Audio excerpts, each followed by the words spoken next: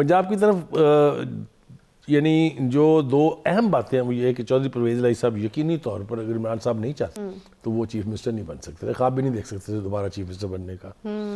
اس میں تو کوئی شک نہیں ہے کہ ان کو چیف منسٹر بنایا عمران خان نے. باجوہ صاحب کے کہنے پہ بنایا، جس کے بھی کہنے پہ بنایا، اس میں بعد میں کرتے ہیں، لیکن he should owe his loyalties to Imran Khan. اصول کی بات تو یہی ہے. لیکن وہ تھوڑا سا ہے وائر دکھ رہے ہیں. ان کے اپنے بیانات لے لیجئے، ان کے بیٹے کے بیانات لے لیجئے. جہاں تک اسٹیبلشمنٹ کا تعلق ہے، دونوں ہی پرویز الہی صاحب بھی اور مونس الہی صاحب بھی اپنے آپ کو ڈیٹیچ کرنے کے لیے تیار نہیں ہیں. یعنی وہ کہتے ہیں کہ ہم کھڑے ہیں عمران خان کے ساتھ، لیکن جو گالی دی جا رہی تھی اسٹیبلشمنٹ کو اس کا حصہ نہیں ہے وہ. بلکہ جب کبھی بھی کسی اہم لیڈر نے پی ٹی آئی کے نے اسٹیبلشمنٹ کے اوپر دشنام ترازی کی ہے، چودھری پرویز الہی صاحب نے اس کو کیٹیگوریکلی کنڈیم کیا ہے. بالکل خود کو الگ کیا اس بیان سے، الگ کرنے کے علاوہ اس کی مذمت کی ہے. ہاں مذمت بھی کی ہے. 3 بندوں کا نام میں لے دیتا ہوں آپ کو. اعظم سواتی صاحب نے جب کہا ان کو ایسا نہیں کرنا چاہیے تھا. جب اپنے وہ فواد چودھری نے کہا، جب شہباز گل نے کہا، تو انہوں نے کہا نہیں یہ غلط حرکت ہے، نہیں ہونی چاہیے تھی. تو انہوں نے اپنے آپ کو اسٹیبلشمنٹ سے ڈی لنک نہیں کیا ہے. اب آپ سوال کر سکتی ہیں یہ کہ جناب اسٹیبلشمنٹ تو اب اے پولیٹیکل ہے، وہ تو اب سیاست میں نہیں ہے. لیکن جو چودھریز ہیں، خاص طور سے چودھری پرویز الہی صاحب، وہ جانتے ہیں کہ اس ملک میں اسٹیبلشمنٹ کا قطعی تعلق جو ہے سیاست سے وہ کبھی ہو ہی نہیں سکتا. قطعی تعلق ہی. میں یہ نہیں کہہ رہا ہوں کہ وہ اس وقت سیاست سے علیحدہ نہیں ہے، لیکن ان کا یہ سوچنا ہے. لہٰذا جو 2-3 باتیں اور انہوں نے کہی نواز شریف صاحب نے، اس کی بھی اہمیت ہے اپنی جگہ. ایک تو انہوں نے شہریار افریدی نے جو رانا ثناء اللہ کے کیس کے حوالے سے جھک ماری تھی، میں نے جب انہوں نے وہ جھک ماری تھی تب بھی کہا تھا، مجھے اچھی طرح سے یاد ہے، ایک پروگرام میں نہیں کئی پروگراموں میں کہا تھا کہ جس شدت اور جس شد و مد کے ساتھ آپ یہ اعلانات فرما رہے ہیں جان اللہ کو دینی ہے. میں نے اپنی آنکھوں سے وہ ویڈیو دیکھی ہے جو 3 سال میں تو پیش نہیں ہوئی. تو ان کے بارے میں انہوں نے نواز شریف صاحب نے کہا کہ ان کو تو شرم سے ڈوب مرنا چاہیے. میرے خیال سے آل سیڈ اینڈ ڈن بات تو کوئی غلط نہیں کی انہوں نے. شرم تو آنی چاہیے. شرم تو خان صاحب کو بھی آنی چاہیے، اس لیے کہ انہوں نے بھی جتنے کیسز بنائے تھے وہ بھی ایک ایک کر کے دم توڑ رہے ہیں. اچھا، ایک اور اہم ملاقات بھی ہوئی ہے، چودھری صالح صاحب کی لندن میں ملاقات ہوئی ہے، اور اس ملاقات کے اندر بھی جو ہے وہ کافی مٹیریل موجود ہے جس سے کچھ چیزیں اخذ کی جا سکتی ہیں، اور obviously آپ کے پاس تو انسائٹ بھی ہوگی اس کی. کاف لیگ کے 6 اراکین وہ یہ کہہ رہے ہیں کہ رابطے میں ہیں، اور وہ یہ دعویٰ کر رہے ہیں کہ وہ کسی بھی حد تک جا سکتے ہیں. دیکھیں، گزارش یہ ہے کہ نون لیگ اور پیپلز پارٹی کی قیادت کے ساتھ قائد اعظم مسلم لیگ جو ہے، چودھری شجاعت جس کے صدر ہیں، ان کے روابط تو قریبی ہیں، وہ تو کسی سے ڈھکے چھپے نہیں ہیں. چودھری صالح صاحب جو ہیں وہ وفاقی وزیر ہیں، آپ کے سامنے ہے. چیمہ صاحب بھی وفاقی وزیر ہیں، تو ان کی قربت تو بالکل ثابت شدہ ہے. اب دیکھنا یہ کہ باقی کی جو ڈیوائیڈڈ مسلم لیگ ہے، کاف، وہ کس کے ساتھ ہے. اس کے بارے میں 2-3 اشارے ایسے دیے گئے ہیں کہ یوں لگتا ہے کہ کچھ نہ کچھ ہو رہا ہے. ایک تو رانا ثناء اللہ صاحب کا بیان بہت اہم ہے کہ جناب ہم تو کنسیڈر کر سکتے ہیں پرویز الہی صاحب کو نئے سیٹ اپ میں بھی کوئی نہ کوئی رول دینے کے لیے.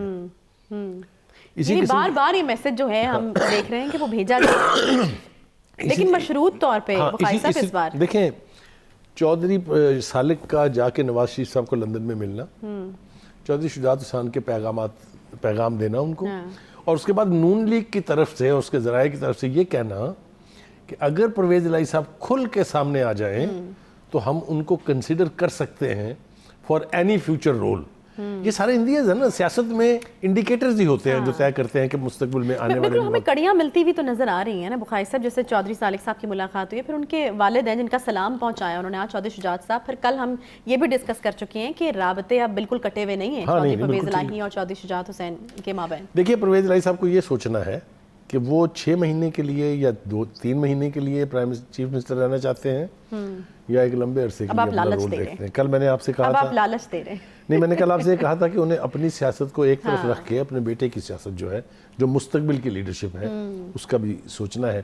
لیکن بخاری صاحب، یہ میں آپ سے آف ایئر بھی پوچھ چکی ہوں، ان کے بیٹے تو بہت بڑے فین مجھے لگتے ہیں خان صاحب کے، کیونکہ وہ تو بلا شبہ جان بھی حاضر ہے، اس طرح کے بیانات نظر آتے ہیں. سیاست میں جو فیصلہ خان صاحب کریں گے وہ اٹل فیصلہ. سیاست میں گڈ کاپ بیڈ کاپ کا کانسیپٹ جو بہت پرانا ہے. اچھا، تو یہ وہ ہے. میں آپ کو ایک اور مثال دیتا ہوں. اسد عمر کون سی پارٹی میں ہے؟ پی ٹی آئی میں. اور محمد زبیر کہاں ہیں؟ نون لیگ میں. دونوں سگے بھائی ہیں، ایک ہی باپ کی اولاد ہے. تو یہ تو سیاست میں ہمارے ہاں تو ہے. یعنی آپ یہ کہنا چاہ رہے ہیں کہ وہ جینوئنلی خان صاحب کے فین نہیں، یہ گڈ کاپ بیڈ کاپ چل رہا ہے. مطلب ہے ایک بندہ جو ہے اس طرف کا منہ رکھے ہوئے ہے کہ تاکہ وہاں سے بگاڑ نہ ہو، دوسرا جو ہے ادھر جیسچرز دے رہا ہے تاکہ ادھر سے قربت ہو جائے. میرا خیال یہ ہے کہ یہ کچھ نہ کچھ ہو کے رہے گا اور کچھ نہ کچھ ہونے والا ہے. زرداری صاحب کا لاہور آنا آپ ہر بار بھول جاتی ہیں، مجھے یاد کرانا پڑتا ہے آپ کو.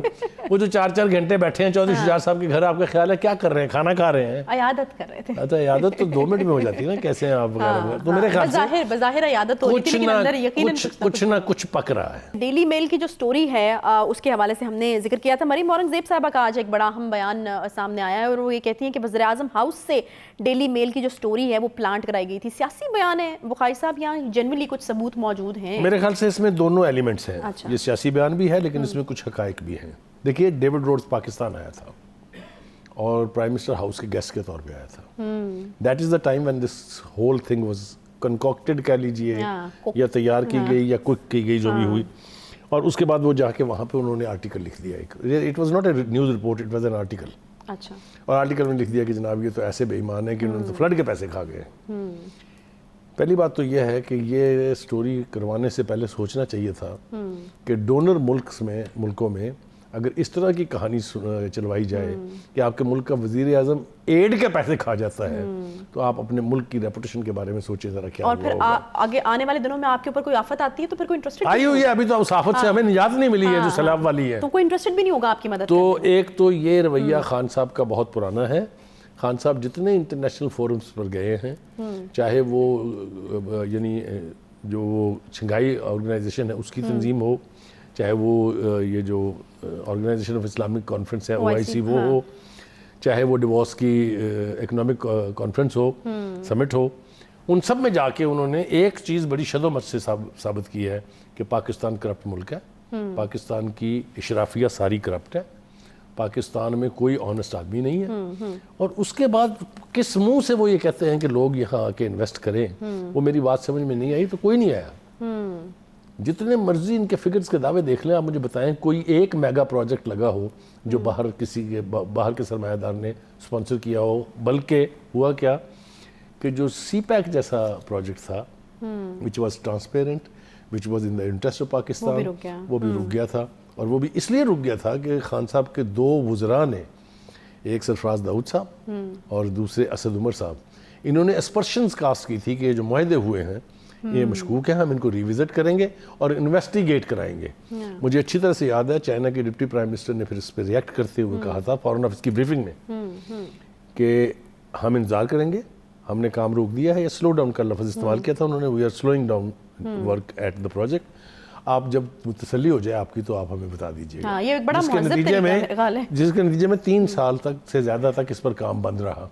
پھر آپ کو یاد ہوگا انہوں نے ملتان موٹر وے کے حوالے سے بھی ایک سٹوری چلائی تھی کہ جناب اس میں شہباز شریف صاحب نے پیسے لے لیے، جس کی وضاحت چائنا کی فارن منسٹری نے کی تھی کہ یہ پیسے سارے ہم نے خود خرچ کیے ہیں، اس میں کوئی پاکستانی ہاتھ انوالو نہیں ہے.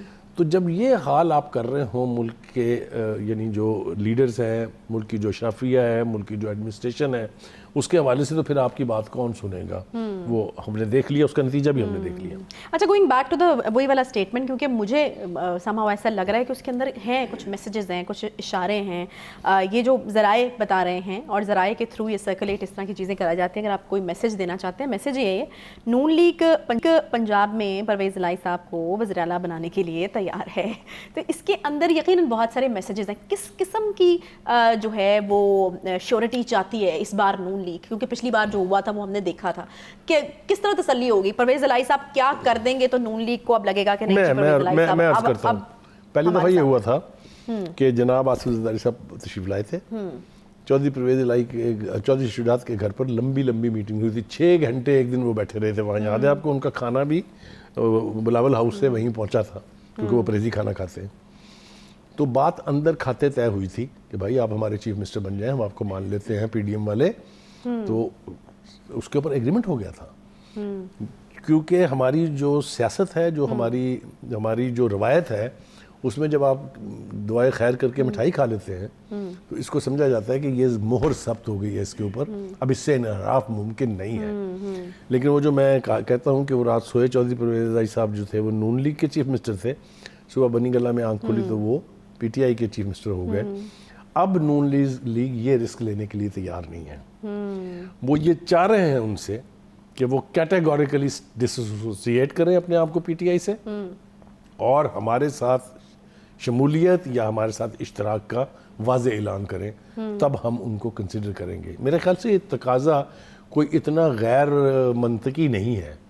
جب آپ ایک دفعہ ٹرائی اینڈ ٹیسٹ کر چکے ہو کسی چیز کو تو دوسری دفعہ پھر آپ کو ایشورٹیز لینی پڑتی ہیں.